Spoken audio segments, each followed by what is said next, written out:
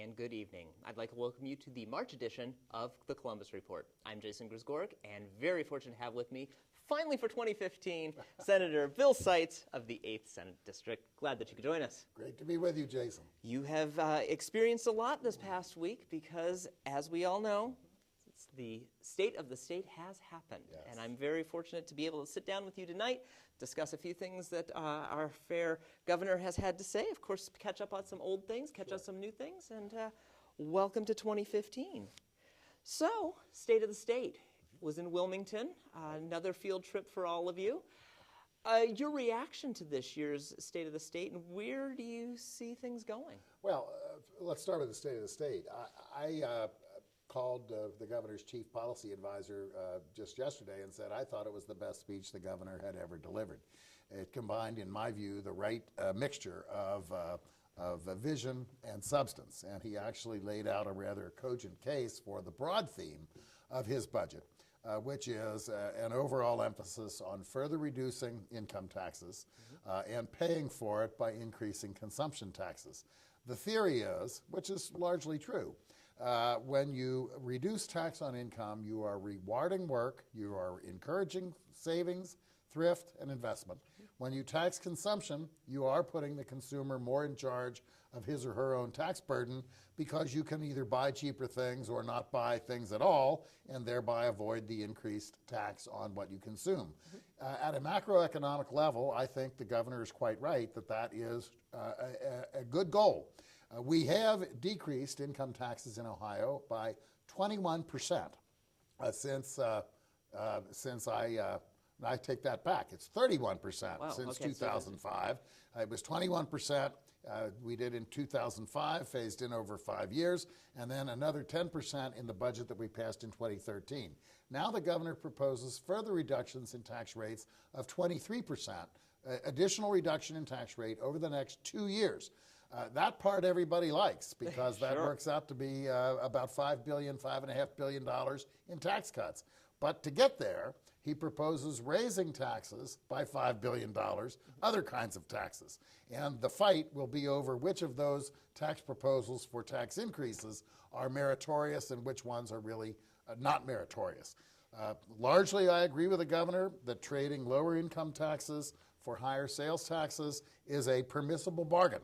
If we want to be more like Florida or Texas or Tennessee, 3 states that do not have income taxes, we're going to have to replicate their sales tax picture. And if you've ever been down around Gatlinburg in Tennessee, you know that their sales tax in Tennessee is appreciably higher than it is in Ohio.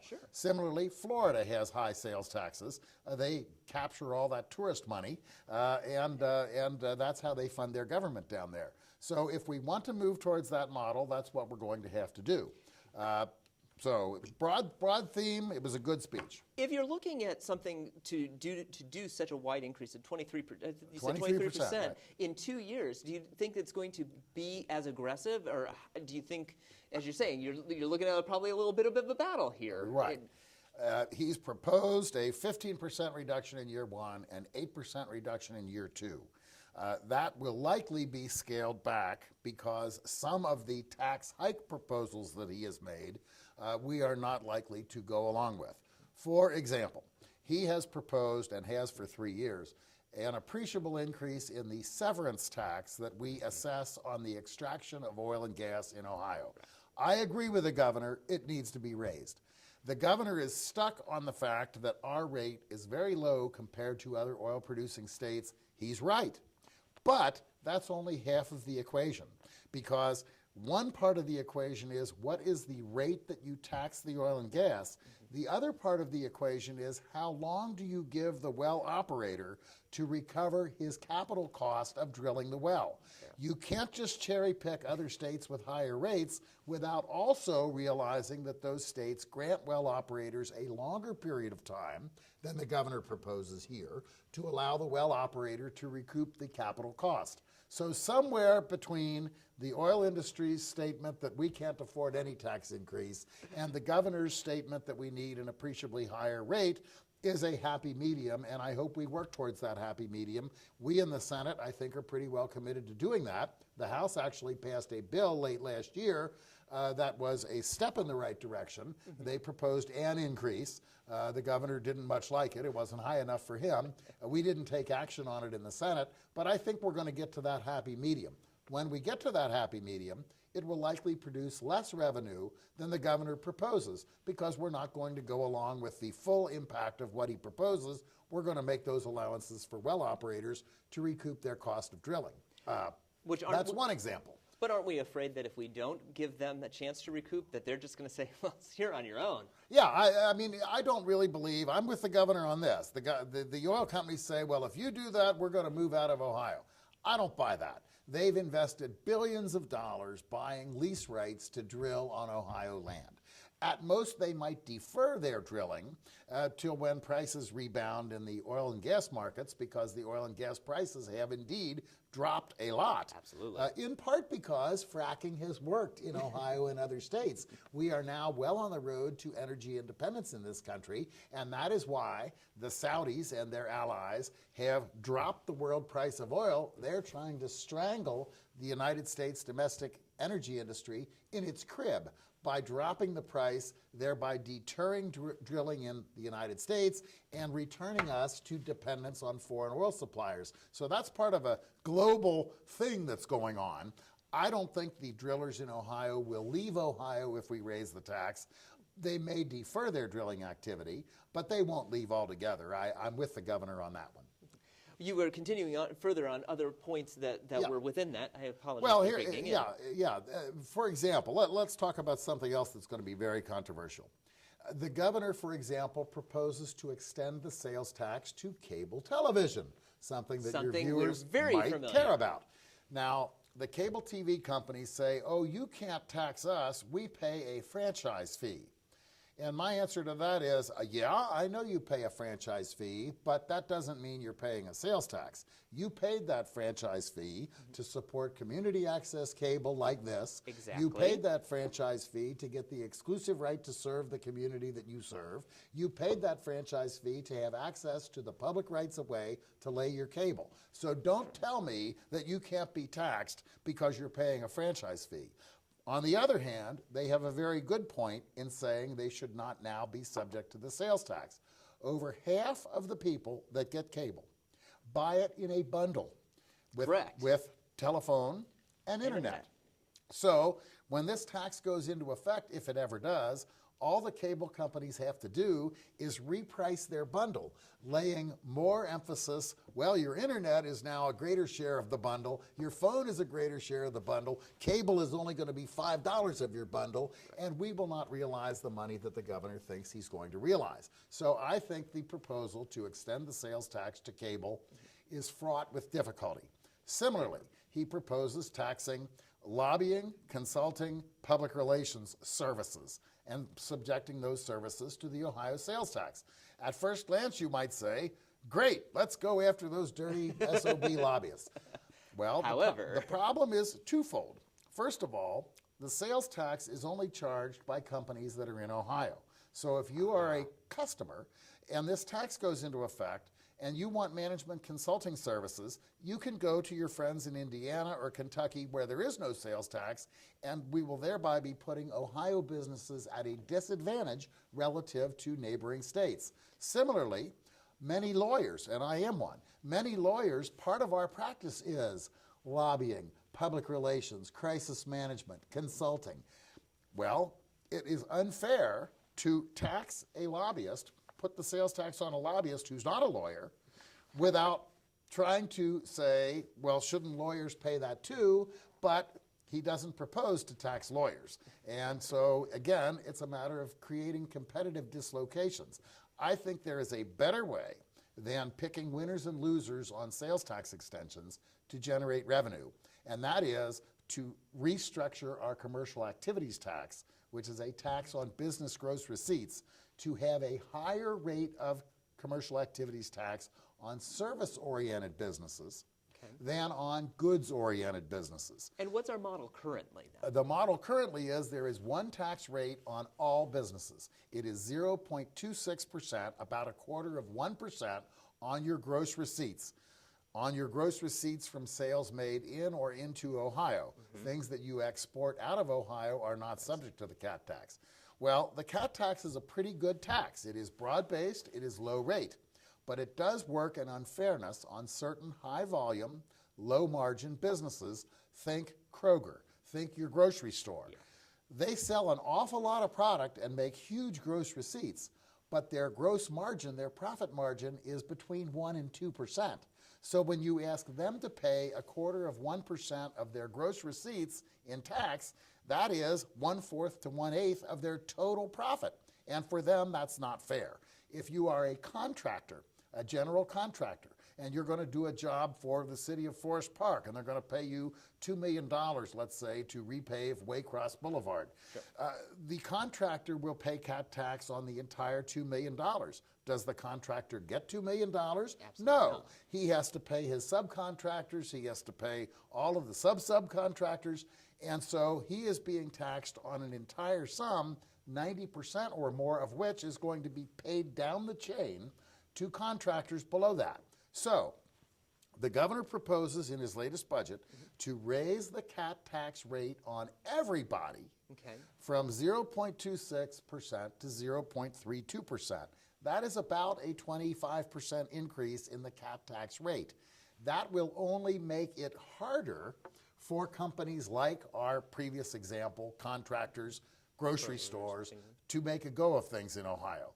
My proposal would be we're going to keep the rate at 0.26% on those goods producers, like those contractors, like those Kroger stores, but we would raise the CAT tax rate on businesses that are service-oriented businesses. It would include public relations, it would include law firms, accounting firms, anybody in that service sector, because the governor is right about this. We need a tax system that makes the growing service sector pay a greater share of the tax burden than the goods-producing sector. That's what we need to do. So I have that alternative idea. It may not produce the same amount of money that the governor proposes, but again I say, to the extent our plans produce less tax hike money, we can scale back the income tax cut that he proposes and still give people a net tax cut. It sounds like you're trying to give at least an alternative that's not as frightening. Correct. And that is still appealing for those who would, again, a lot of this is going to affect anybody that's in the state of Ohio. That's right. Going with the idea that if by chance some of these things happen, and we're going back to things like, well, I'd rather shop in Indiana, or, you know, and here in Southwest Ohio, we have that, if you want to call it a luxury at that point, we do. We can go to Kentucky, we can go to Indiana. But then it's almost the reverse of the casino issue. We were sending people out to, going out there. Now, it's the exact opposite. One of the examples of just what you're saying is the one provision of his proposal that is just a non-starter for me is he proposes to increase the cigarette tax by $1 per pack. We would then have a cigarette state tax rate of $2.25 per pack. In Kentucky, it is only 60 cents. In West Virginia, it is only 55 cents. In Indiana, it is 90 cents. We would even be higher than Michigan, which up until now has had a higher cigarette tax than we do. So people in Southwest Ohio have choices. If you are going to save $20 or $25 a carton on cigarettes by driving 1 mile over the bridge into northern Kentucky or shortly over the line into Dearborn County, Indiana, you're going to do it. How do I know I'm right? Because I've seen the data. When we raised the cigarette tax in 2005 by 60 cents a pack, a smaller increase, cigarette carton sales in Hamilton County dropped in the year after that by 17.97%. They went up in Campbell County, Kentucky by 118%. They went up in Kenton County, Kentucky by 11%. They went up in Dearborn County, Indiana by 29.20%. Do you really think that was because the folks in those counties started smoking? No. It's because the folks in Hamilton County said, adios, we're going elsewhere. So it is, in my view, a case of too much too fast to increase that tax by that amount. An inflation-based increase in the cigarette tax since 2005 would be a quarter increase, not a dollar. So I could perhaps live with a quarter increase to keep up with inflation. I could do that. Also, we're all concerned about young people smoking. I get that, okay? Well, you know, I have a novel idea, and we would be the first state in the country to do this. You have to be 21 to drink. You have to be 21 to go to the casino and gamble.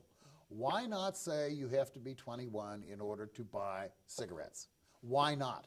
If the goal is to cut down on youth taking up the habit, a goal that I think we could probably all agree on, even those of us that are smokers, why not take a meaningful step towards discouraging young people from smoking by making 21 the age to buy tobacco?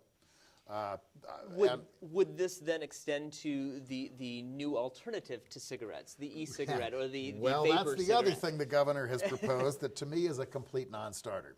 The governor, there are products out there now called e-cigarettes. They are not tobacco products. They don't contain one drop of tobacco, all right?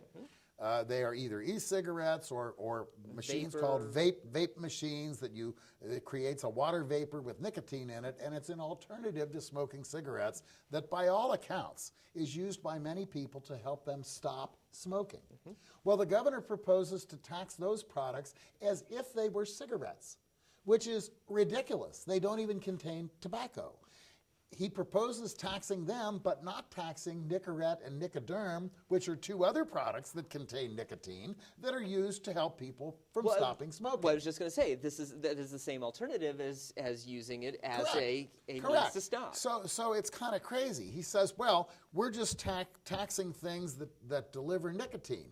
What he doesn't realize is nicotine is derived, yes, from tobacco plants, but also from eggplants, tomatoes, and all other members of the nightshade family. Where is his proposal to put a tomato tax on tomatoes? It isn't there. So I think that is a fundamentally flawed proposition. We would be the only state other than Minnesota in the whole country to tax these products as if they were tobacco products. I think that's a big mistake. So again, I'm trying to come up with alternatives. Some increase in the cigarette tax I could probably swallow on inflationary grounds, and to be true to our overall goal, which is to cut income taxes and raise consumption taxes. But when you raise taxes on one product, tobacco, by that amount, you are simply going to not get the revenue you think you're going to get because people will shop over the border, number one. Number two, to the extent it really does cause people to stop smoking, you will not get the revenue in future years. So what point is there in trying to have a permanent reduction in income tax that is funded by a declining revenue source, tobacco tax revenues? It doesn't add up. It might work great for the remaining 3 years of the governor's governorship, but the chickens will come home to roost, and then we will be faced with the unpleasant task of either reversing those income tax cuts or raising taxes again. And that's what I was going to say. What happens next if these things were to go into place, that the next governor says, excuse me, and looks at it in a completely different way? Correct. So I favor a somewhat more prudential, slower approach than the governor has proposed. His overall goal, he and I are on the same page. How quickly you get there is where we sort of have a difference of opinion, and we have from now until June to work that out. There are those are some two great examples of some very aggressive means to make these things begin. I'm assuming that they're not all to that extent. No, they're not. One of the major ideas that he has to pay for the income tax is to raise the general sales tax by 0.5%. All right? Now, that doesn't bother me because, again, that is a general increase in the sales tax that is applicable to everything the sales tax is applicable to. And if I were to ask you or any of your viewers out there to tell me within the nearest $100 what they paid in sales tax last year, I will guarantee you they couldn't do it. No one knows about an extra quarter cent here or a half cent there. It really is not that big of a deal. So no one is going to drive from Hamilton County to Kentucky to save a half cent. They're not going to do it. Especially with, and I can't always use for the price of gas, but again, for that idea, you can't change that. Right. So the half-cent sales tax increase, even though I know many of my colleagues are nervous about that, I think that is something I'm willing to support if it goes to further reductions in the income tax. That I'm willing to support. But these picking winners and losers taxes, like on tobacco, like on cable TV, like on public relations and management consulting, I think that's the wrong way to go. We want to get away from picking winners and losers. The consumption tax structure should be a broad-based, low-rate tax that everybody pays. Looking at the, we'll call it winners and losers that we have on that list, do you not feel that they were possibly easier targets to go after? Oh, there's no question. 2 years ago, the governor proposed extending the sales tax to basically every single thing that is not now subject to the sales tax except food and medicine. He wanted to put the sales tax on accountants and on lawyers and on professional sports tickets and on television revenues and on advertising revenues. And look where it went. It went nowhere. Yeah, exactly. So this time, he said, okay, you didn't buy that. We're just going to propose extending the sales tax to lobbying, public relations, management consulting, debt collection, cable television, a much smaller universe of things. Well, I think very much so he picked the things that people would say, yeah, tax those guys, you know? I mean, a lot of people are not happy with the cable television company. Right. I don't mean you, but no, I mean I know what you mean. Trust me, we get the big, phone calls we hear. Absolutely. The big time Warners and the big Comcasts and so forth, they certainly don't like lobbyists. No. They really don't see what public relations consultants do. So yeah, go ahead and tax them. I'm not a public relations consultant. I think he had a lot of political strategery, as George W. once said. I think I remember that phrase. Right, behind what he was trying to do. Sure. And we have to very patiently point out that that really is not fair, that's not right. There's better ways to do this, and I'm looking forward to engaging with the governor and his policy staff on this. I'm one of 132 people. Sure. You know, the fundamental political divide is our Democratic friends do not want any further reduction in the income tax at all.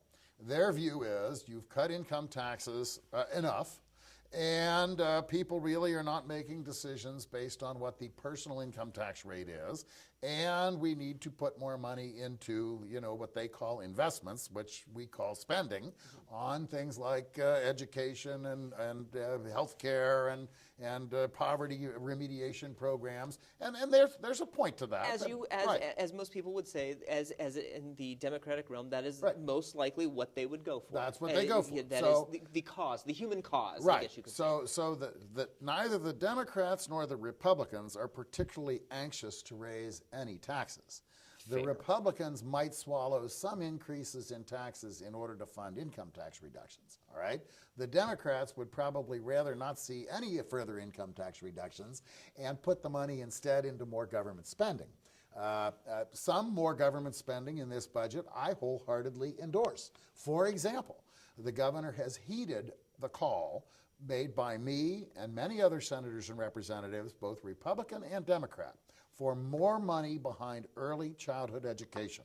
I was on this kick 2 years ago. We got about $50 million 2 years ago. We're getting more than that this time in additional spending. And that's very important because we now have something called the third grade guarantee, where we are going to insist that children be able to demonstrate reading proficiency before they're permitted to graduate from third grade into fourth grade. If we're going to do that, and I'm not opposed to that, we need to put the money in on the front end in early childhood education to be sure that children that don't come from a privileged background have the same ability to have a good start with their more privileged counterparts and be better able to pass that third grade test. That's great. I'm for that. Okay. And you know, that is a wonderful thing, and I agree. It's something that we need to look at. But is it something that we're going to be able to stand behind, and be able to go, yes, that's going to happen. Third grade, Billy, you passed. Right. Susie, you passed. George, not so much. I just would hate to see the infamous everyone gets a gold star mentality and then go, well, he got close. He tried hard. He tried hard, and we'll move him on. Sprinkles are for winners, as the commercial goes. Right? It's true. There you go. But do you feel that we may fall into that trap? You know, Look, the best way to ensure we don't fall into that trap is to make sure that we have spent the money on early childhood education to put all students at the same starting line in terms of their potential to be able to read by the time they're 3 years old. My granddaughter is going to be 4 years old in May. Her mother is an early childhood education teacher by training. She knows her colors. She can write her name. She is devoted to books.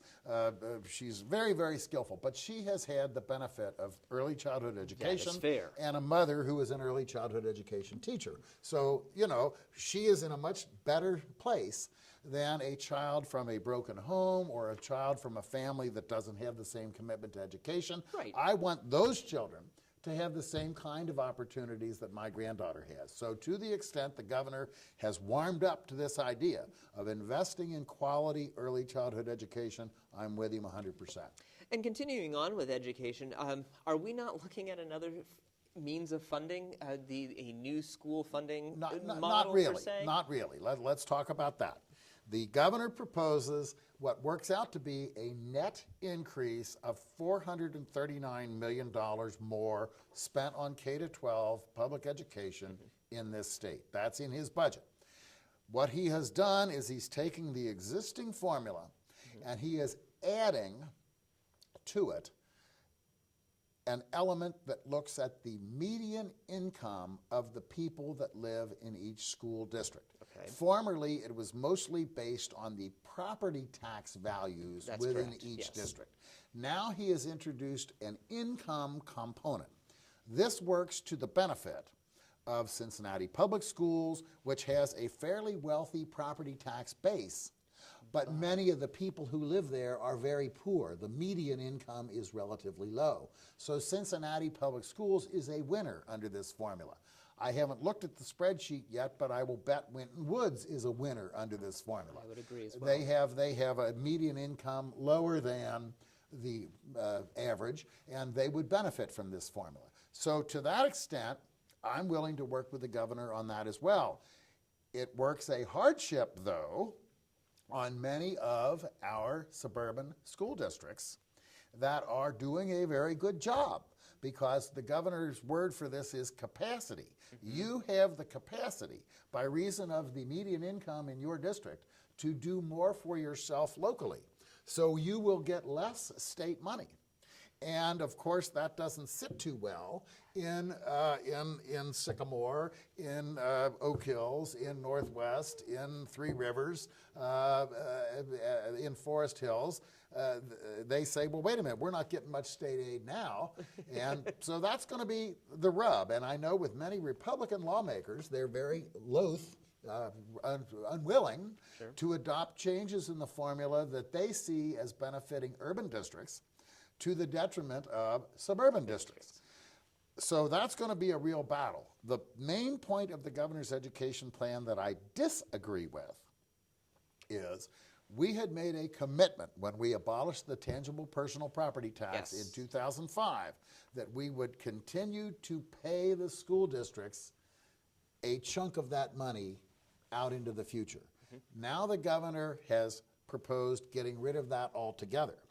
When I talked to the superintendent of the Southwest School District, which is the Harrison area, about a month ago when this first broke, he explained to me that his district was slated to get a decrease of $1.2 million over the biennium in state aid due to this new formula. But he also told me that fully $800,000 of that $1.2 million decrease was due solely to the elimination of tangible personal property tax reimbursements. I want to keep that in the formula. If we did that, we could cushion the blow for those suburban districts that make out less well under other aspects of this formula. Keep that TPP reimbursement. It's very important to Princeton. It's very important to Sycamore. It's very important to Mason. It's very important to Three Rivers. It's very important to Southwest. And I think if we kept that, we would end up having a net increase in school funding of $700 million. That's the figure the governor says. We're going to put $700 million in Well, it's really only $439 million because, yes, he's going to put $700 million in over here, but he's going to take away the TPP reimbursement over there, which makes the net number $439. I said, okay, Governor, you said $700 million. Let's make it $700 million. Let's keep that TPP reimbursement in the formula. And recently, just right across the street here, Jason, Representative Driehaus, Representative Blessing, and myself we're at a meeting with most of the school superintendents from Hamilton County, and they seem to be quite appreciative if we were able to do one thing to change this formula. Get that TPP reimbursement back in the formula, give them that money, and they would be very happy if we did just that one thing. So that one thing is what I'm going to try to do. When you, I think you said it best when you said cushion the blow. Yes. Isn't it not maybe learning from a previous mistake of many things that were cut earlier in the budget before, and it affected many townships, and I'm talking about local government fund there. Right. You know, a lot of people were most people knew what was possibly happening, but didn't realize the repercussions when it happened. Right. Is this not maybe learning from our mistakes on that? Probably, and while we're talking about local government funds, that's something else that kind of bothers me about the governor's budget proposal. Sure. He is not proposing to put any of those local government funds back. But we're still, at the end of 2014, we put in $10 million statewide for the benefit of Ohio's townships. Townships have been hurt worse by these tax changes than anybody else because cities have an income tax that they can levy, which grows with inflation as people make more money. Counties have a sales tax, which grows with the increasing price of the goods subject to the tax.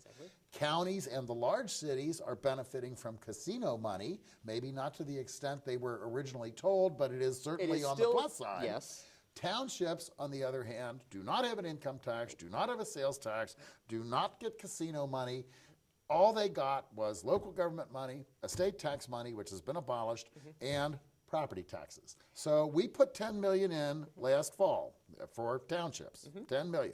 The governor's budget proposal does not propose continuing that. Well, it was not our intention that it would be a $10 million one-time Band-Aid. It was our intention that this $10 million or some variant of the $10 million would be put into a set-aside fund for the benefit of townships on an ongoing basis. So we're going to have to try to work to improve the governor's budget in the area of local government funding. When you're looking at something like that, where you've lost this, big as you said, Band-Aid, as it is, to go to townships, and then the abolishment of JEDs now. Which I voted against, yes. So townships can no longer even attempt to gain any revenue that way. Is it the state's idea to say townships, we see you later? Well, I don't know if that's the expressed idea of anybody in the state. I will say this. I was at a meeting just last night in Sycamore Township, and I talked to Trustee Weedman, who is the trustee of Sycamore Township, president of the Hamilton County Township Association. And he said that last fall he ran into the governor out on the campaign trail. The governor says, well, I'd like to help you. What can I do? And Trustee Weedman said, quit taking the tools out of our toolbox. All we're asking is quit taking the tools out of our toolbox. And I thought those were very good words, direct words by Trustee Weedman. The elimination of JED-Zs was done over my objection. I voted no. I believe Representative Blessing voted no. Correct. Representative Terrar voted no. We were outvoted. But that was one tool that a township could use to cushion the blow of the loss of local government funds and estate taxes. And now we took that away. So I think you're right. I think there's probably some people in the General Assembly and in the executive branch that think that if we squeeze these townships hard enough, we can force them either to consolidate or merge in with cities. But, you know, I'm determined to resist that because I just think that most people in townships are quite happy with the efficient, effective government that they have in townships. Well, that's what I was going to bring up next, is that have you not found that because of this pressure that's been coming to them, that they've been more resilient and that have found, I don't want to say creative means, but have found the means to as best they can, to make do with what they have. Granted, they have cut heavily. If you look at Coleraine Township and the number of Right. Springfield Township Right. to the south of us. Right. There have been some cuts, but there have also been some tax increases. I live in Green Township. They put on a fairly substantial safety services levy last fall, and they did it because they had no choice. Right. I voted for it. It passed, thank God. But other townships have had to go to local voters seeking to increase the property tax. In my view, the property tax, about the only thing less popular than the income tax is the property tax. Fair enough. And so, we have put, yes, the townships have had to cut, and to some extent those cuts are warranted, but to a larger extent, I think, the townships have had to go back on the ballot more frequently than they used to, seeking an increase in property taxes, and that's a tough sell because the real estate market still is not that good. Most of us on the west side of town saw our property values decrease when Dusty Rhodes put out his latest iteration of property values. I know my valuation went down, all right, and most of my neighbors and friends did too, all right. So relying on the property tax is a dicier and dicier proposition. That's why I'd like to see more money in the local government fund, more money going to townships out of the local government fund, and I'd like to make sure we don't take any more tools out of their toolbox. In fact, I'm working now with Trustee Weedman and other townships on a proposal that would address the ability of a township to use tax increment financing twice. Currently, you can use TIFs for a 30-year period. Some of our townships, including Green, where I did it in 1994, are reaching the end of that 30-year life of the tax increment finance district. Sycamore Township's in the same boat. Anderson Township's in the same boat. Delhi Township's in the same boat. They are now coming to me with a proposal that says, can we either extend the life of the TIF district or re-TIF previously TIFed property in order to extend that? And so I pledged to them that I would work with them and look at it. If there's a way to do it, we'll try to do it. But that is a tool in the toolbox. I know the tax increment financing has been a godsend to Green Township. Absolutely. And again, in Coleraine Township, the revitalization probably would not have happened were it to be without it. Coleraine, for whatever reason, was late to the game. They were late to the game on using TIF, but they are now starting to use TIF, and the trustees out here have really realized that it's a great tool. It will enable you to make good, solid improvements to your business district, to the infrastructure in your community, and do it in a responsible way. So I'm delighted that Coleraine finally got the memo and said, oh, we should be taking advantage of this out here, and they are. And that's fair. That is truly fair. Right. Well, we've hit a lot of points. Of course, the other main point is, of course, bringing people, we were talking a little bit about it, but we can focus a little more, jobs, bringing jobs back into Ohio. Isn't that not a goal we need to focus on? Well, certainly, and that's an overworked, overwrought statement, jobs, jobs, jobs, but the news on the jobs front is really pretty good. Ohio's jobless rate is now down to about 5.5%. We are below the national average. We have recovered about 300,000 of the 350,000 jobs that were lost in the Great Recession, so that is good. There are success stories all across the state of new companies coming to Ohio. The expansion of General Electric down by the banks was a great local example, and this is happening every day. I think the Jobs Ohio program that we authorized in 2011 is working, and being nimble and responsive is producing success stories all around the state. The governor, in his State of the State speech, went off on a sort of an extended riff about the kind of jobs we need to work harder to bring here. He was talking about nanotechnology and information technology and 3D printing. I don't even know what that is, but all these new technologies, and he says medical science, medical imaging, and he came off with a laundry list of cool new jobs. It sounds very West Coast to me. It sounds very West Coast, and it does sound very West Coast, and for that reason, I don't know that much about it. I would say that's kind of interesting because to the extent the West Coast has spawned all those jobs, sure, they happen to be in one of the highest tax states known to man, California. Yeah. So on the one hand, the governor says we need low income taxes in order to encourage investment in Ohio. But on the other hand, he wants to bring to Ohio the very kinds of cool jobs that have grown and flourished in one of the highest tax environments in the country. It's a bit of a disconnect. He said some nice things about our traditional heavy industries, our automakers, our steel makers. I don't want to lose those folks in the shuffle here. Well, and those are the heart of, we are a heart-built city and state. That's right. Truly what it is. So you know, but the news on the jobs front is largely good, and we've reduced the barriers to employment for ex-cons. That's, you know, we've talked about that on your show before. We're putting those folks back into the workplace so that they can live reasonable, hardworking lives and not lives of crime. We have a new program we rolled out a couple years ago called College Credit Plus, which is allowing students in our high schools to take courses taught by teachers in the high school who have been trained by colleges to give college-level courses, and it doesn't cost the kid anything. Again, Southwest Schools, their superintendent told me that a very high number of their kids are involved in these programs now, earning college credit while they're in high school. This is good. The governor had a great statement in his State of the State speech. Technical and vocational education is good, parents. You don't all have to trundle your kid off to a 4-year Bachelor of Arts program at a 4-year college.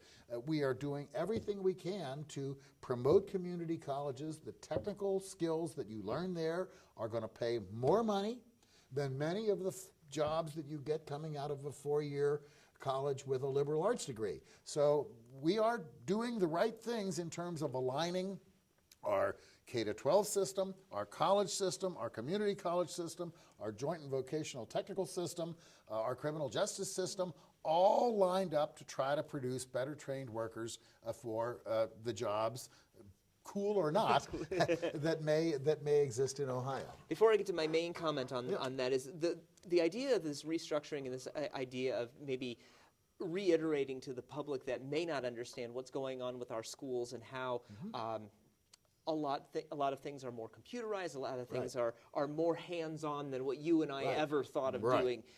Is that not possibly trying to change that, get that idea and change that perception that schools are indeed changing? Right, they are. The most common complaint I get from the schools is you're throwing too much at us too fast. And I have a certain amount of sympathy with that. I mean, we've certainly hit them with a whole lot of new things in the last 4 or 5 years. There's the new PARCC testing. There's the third grade guarantee. There's new teacher evaluation mechanisms that we wrote into the code. And so I think the schools would just like to have a little time out, let us come up for air and make the adjustments we need to this brave new world. One of the issues that we ran into, and we had to actually delay this, they wanted all the kids to take these PARCC tests online. Well, the schools don't have enough computers. As I say, that's probably one of the problems. Right. Yeah. They don't have enough computers for all their, particularly for the special ed kids who need additional time. They simply couldn't do it. So we had to provide a delay in the requirement that all the tests be delivered online to facilitate people still being able to do it with paper and pencil. I'm not sure I could pass the test on a computer. I mean, when I was in school, we didn't have computers. All right, we had ditto machines that they did this with and got blue ink everywhere. I mean, that's the way it was. But it is a brave new world, and we're trying to make sure that our kids are learning in the way in which tomorrow's job folks are going to have to learn and perform. I had dinner with my uncle just last night. He's about 89. He ran essentially an engineering company. In his day, everything was blueprints. Sure. All right? Now everything is CAD/CAM. Everything is automated. Everything is computerized. And he ran a very successful company. He says, I don't know that I could even have a job there anymore. So we have to change. And we're doing our best to change in a tough environment. But the job news in Ohio, again, I say, is pretty good. Good circle around, because I do want to go back to the comment that I was going to make about the jobs. You know, you hit it. We need to still focus on our core industries that have always made us good. But again, the idea that these cool jobs, as you put it, and I'm looking, they sound very West Coast. Is that another very hard pill to swallow, especially if you look at something like, let's go Southeast Ohio, let's go Eastern Ohio. Those are jobs that people would look at you and go, well, I don't understand. Well, you know, the governor's principal economic advisor is a guy named Mark Kwame, who is a venture capitalist and was one of the founders of the Jobs Ohio program. Yes. And he comes from the West Coast. And he was one of the original investors in Google, and you know, he brings that perspective, and I guess he sold the governor on the fact that we need the Amazons here and the Googles here and the PayPals here, and you know, I don't use that stuff, but maybe he's right. I'm willing to indulge the governor in that, but it does sound very West Coasty to me, and I'm willing to have new people. That's the diverse economy is good.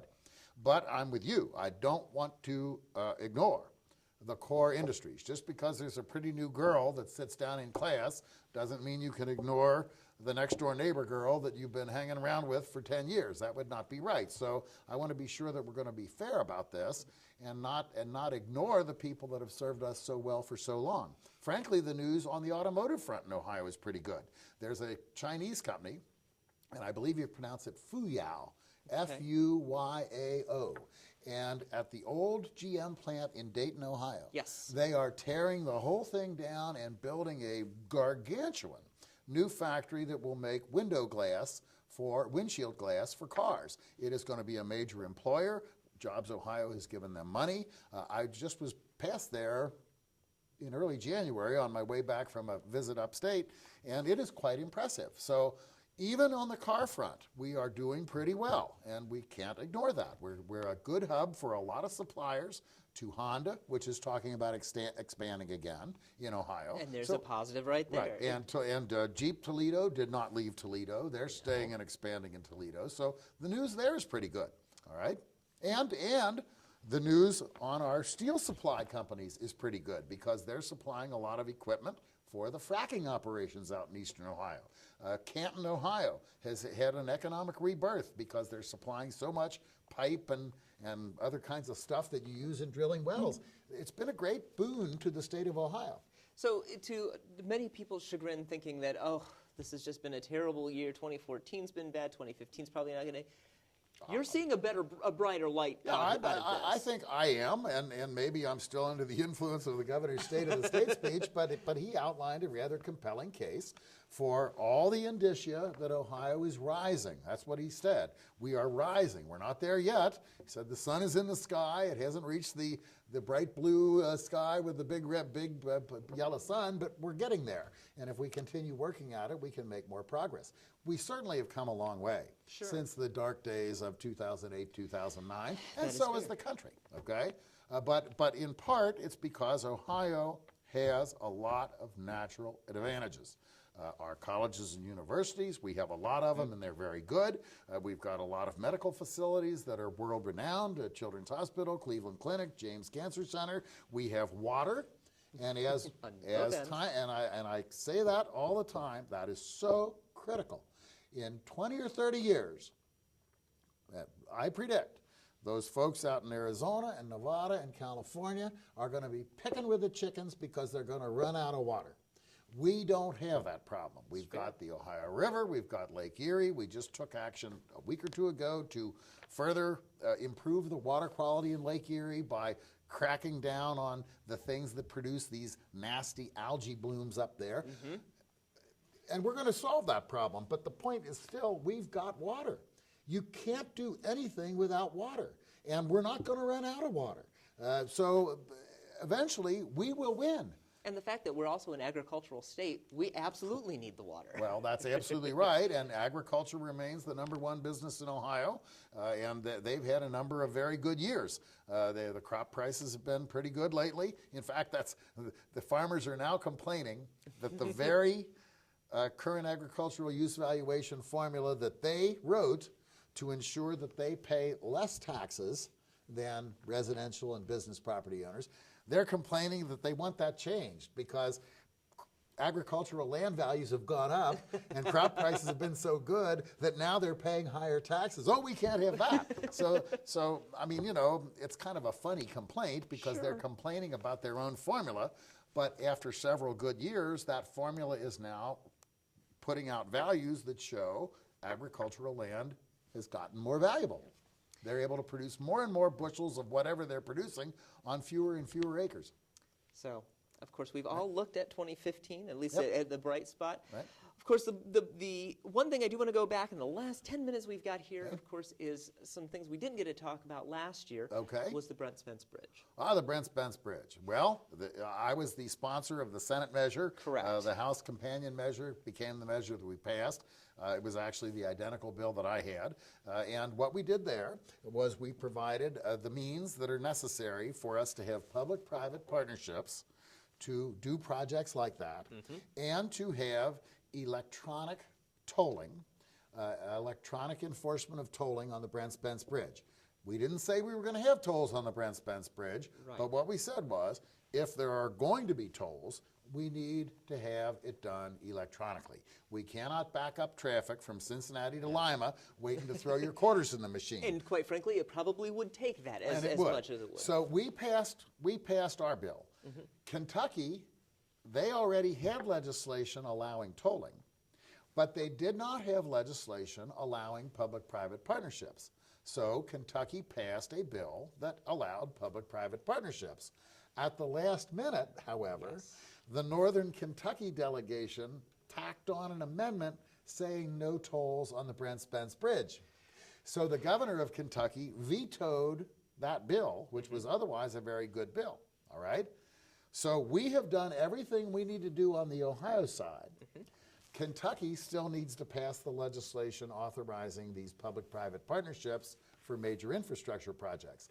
The good news is, just this week I read where that bill that does the necessary passed out of committee in the Kentucky legislature without the anti-tolling amendment. Okay, so we're a fresh bill, obviously. We'll see what happens in Kentucky. Now, you know, I think tolling will be a part of the final outcome here. I really do. Fair. The trick will be, what kind of discount are you going to give to frequent users? Is there a way to make sure the tolls are sufficiently low on local folks that they can be that they won't be a big economic drain, and to look at the alternatives. But frankly, the folks in charge of planning, whether at ODOT, KDOT, OKI, have looked at this for 10 years. Right. And at the last minute, you see various folks saying, well, no, let's not do a bridge. Let's build a new interstate that starts up around Dayton and runs down to somewhere in Kentucky. And Dayton's been doing 75 since I've moved Yeah, there. exactly. So, you know, I mean, I'm not sure that that solution would be either cheaper or faster than what is currently planned, which is the replacement of the Brent Spence Bridge and the building of a new bridge alongside the existing bridge. So I think it's a little late in the day to come up with Buck Rogers type suggestions for alternatives, because it would take forever just to acquire the right-of-way. It would take forever to plan it, to do all the environmental studies. You're looking at least another 10 years. You're looking at another 10 years. Now, it would be real nice if Congress would pony up some real money. I'm not saying they have to pony it all up, but it would be nice if they would pony up some real money. And I do think between Speaker of the House, John Boehner, and Majority Leader of the Senate, Mitch McConnell, we ought to be able to do something with that kind of clout in Washington, but I'm not there, so I don't really know. I know that we have done our part in Ohio to get this thing ready to go, and as soon as Kentucky passes their legislation, we will be ready to go. Well, that's probably the best place to stop, and we will definitely pick that up, hopefully, the next time we're here. Right. So, of course, for those who are interested in continuing this conversation, obviously watch the Columbus Report, but if you need to get in contact with Mr. Seitz, you can do so easily at 1 Capitol Square at the State House on the first floor in Columbus, 43215. You can give him a call at 614-466-8068, or visit the website at ohiosenate.gov and visit Bill Seitz right there. Mr. Seitz, it's been a pleasure, as always, to bring you on. I'm glad. Let's make it a little more recurring in 2015. I will do my best. Excellent. Thanks so much. Thank you very much. Appreciate it. And I want to thank all of you for joining us as well. This has been, of course, the Columbus Report, giving you the information you need to know from those in the know here in your state of Ohio. If you're interested in helping out, we've been talking about a lot of jobs. We may now have a job, but we have something that's more important, and that's volunteerism. And that's where we need you. 825-2429. Come out and join us. Create a program. Make these shows happen. Do what you want. Be a part of your community. I am Jason Briscoe, Waycross Community Media's Government Access Coordinator, giving you the opportunity to talk to those in the know on the Columbus Report. We'll see you next time. Have a great night.